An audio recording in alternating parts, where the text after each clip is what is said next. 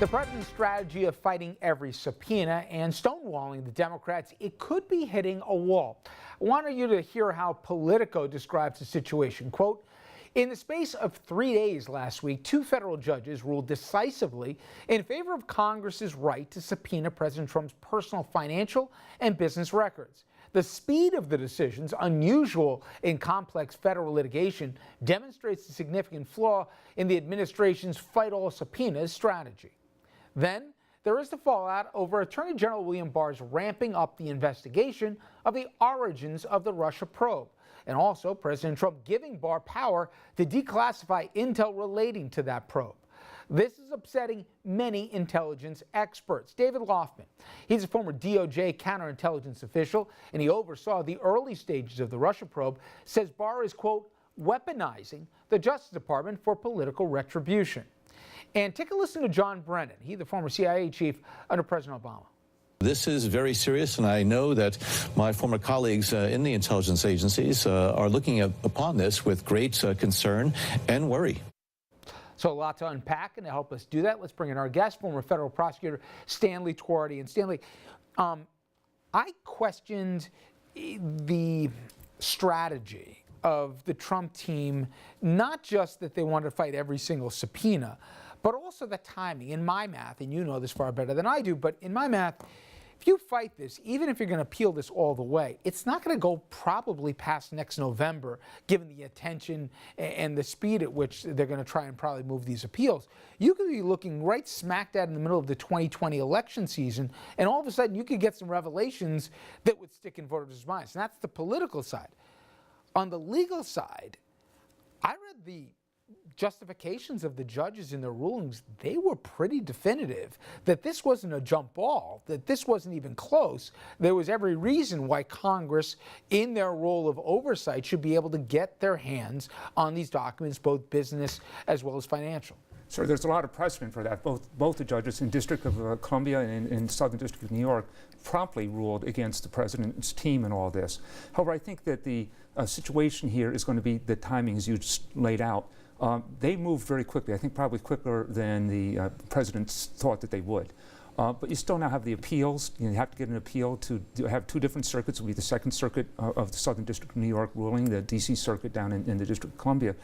So how long will those take? And then do you get a split in the circuits that gives the Supreme Court then jurisdiction? How much does it matter, if at all, Stanley, that it wasn't just the decision of the judges, but the explicit rationales that they laid out for their decisions? And they made it pretty clear that if you're going to override me on this one here, you better know law that I've never heard of, because it seemed to them pretty black letter that a president and the executive branch is not to be without any checks and balances. Right. Listen, I think that's clear, but still, there are always arguments that can be made, and the question, probably more important, how definitive are the circuit courts of appeals when they come back? If they're very definitive, there's no issue that goes to the Supreme Court, then you're done. Would you hazard a guess how long that process takes, the appeal process? And I know there could be multiple appeals, but is this the kind of a thing they'd fast track?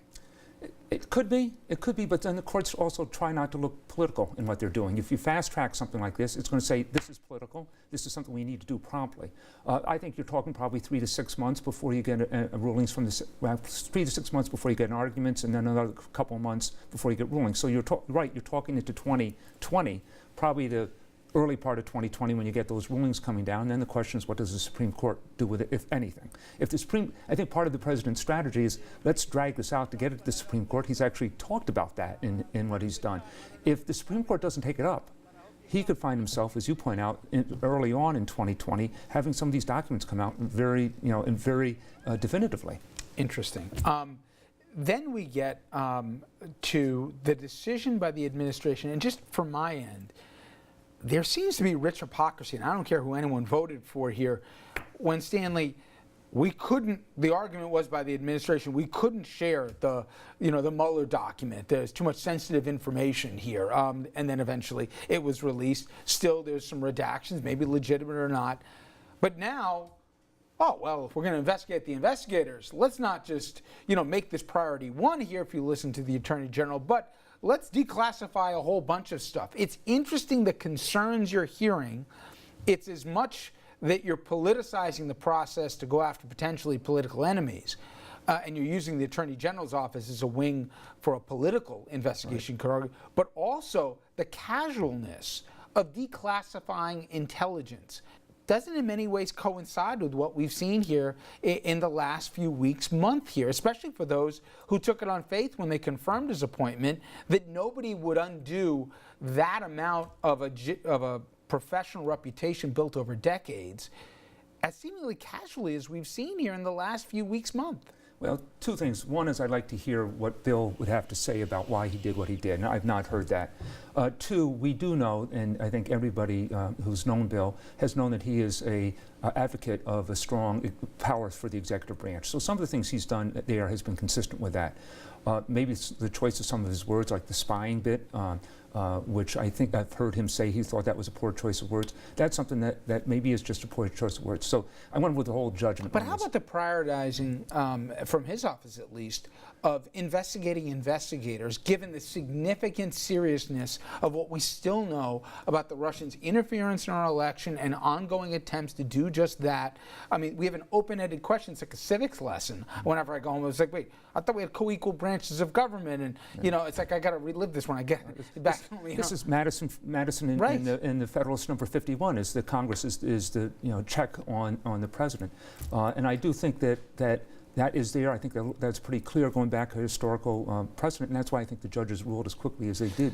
By all accounts, Robert Mueller does not want to have a public hearing where he's testifying about, obviously, his work product. That said, there's reportedly negotiations going on behind the scenes, maybe behind closed doors. We can do basically our own Q&A period. I've heard two different schools of thought.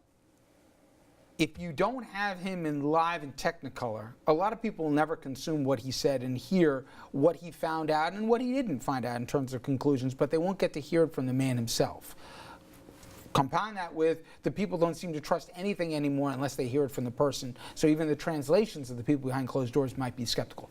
Conversely, if it is behind closed doors, instead of this dog and pony show where everybody's got 5 minutes and they, pontificate for 3 minutes before they even get to a question, if they even get to one, this one, at least more professionals, more of the staff, whatever, could be going down the questions and the follow-ups with Mueller, and it might actually be more productive if it's behind closed doors. What's your thoughts? So I think the bottom line here is what we need to have is the American public get access to what Mueller was thinking, what Mueller says. If it's just the Republican congressman saying that Mueller said this, the Democratic congressman saying Mueller said that, we're going to be in as big of a mess as we are right now. If, however, whatever he says behind closed doors is released, the transcript of it is released so the public can then read it themselves, that I think would be a fair compromise. But again, would that be better than a televised, and we all know the format of the 5-minute dueling sound bites? Or what do you think would be more productive? I think it would be better. I wish that our statesmen would be statesman-like and not have the 5-minute sound bites. But let's listen. Both. Yeah. Well, it's going to be interesting how this all shakes out here, but I think we'll learn sooner or later if, in fact, we hear from Mueller without a subpoena what it would look like. But Stanley, I appreciate the time. Always a pleasure. Thank you as well. All right, when we come back, we'll be joined by a political strategist, in fact, a Democratic one who worked on both of Obama's successful campaigns. He'll join us for a look at the 2020 field and the strategies we may be seeing these candidates use as they try to win the primaries, then take on the president himself.